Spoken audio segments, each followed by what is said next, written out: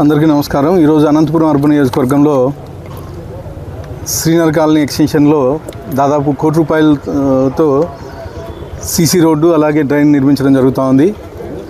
అంటే గత 5 ఏళ్లలో గొడ్డల పార్టీ ప్రభుత్వంలో ఎక్కడే కానీ డెవలప్మెంట్ కార్యక్రమాలు కానీ అనంతపురం అర్బన్ నియోజకవర్గంలో జరగలేదు.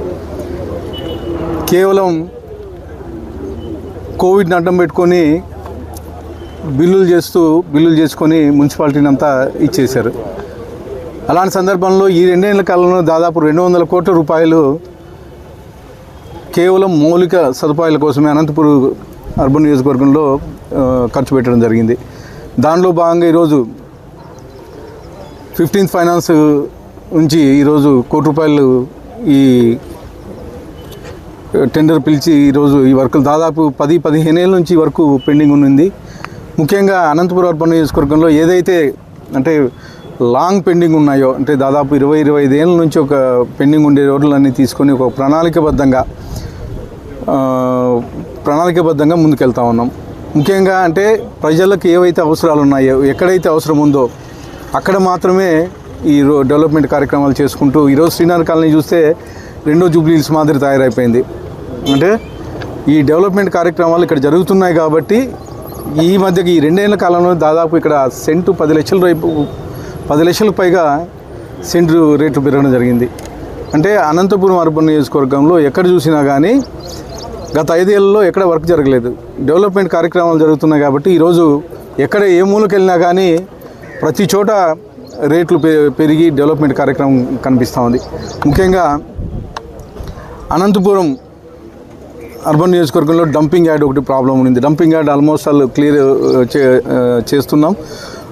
త్వరలోనే ఒక 2-3 నెలల కాలంలో మొత్తం క్లియర్ చేసి అక్కడ ఒక మంచి పార్కుగా నిర్మించి ప్లస్ ఫ్రెష్ వేస్ట్ మేనేజ్మెంట్ ప్లాంట్గా కడుతున్నాం. దాదాపు ₹17 కోట్లతో అక్కడ ఫ్రెష్ వేస్ట్ మేనేజ్మెంట్ ప్లాంట్ కానీ శాంక్షన్ అయింది. త్వరలో కానీ దాన్ని కానీ నిర్మిస్తున్నామని చెప్పేసి తెలియజేస్తూ అందరికీ టు డోర్ దాదాపు మా అనంతపురం అర్బన్ నియోజకవర్గంలో 60% పైగా కంప్లీట్ అయింది.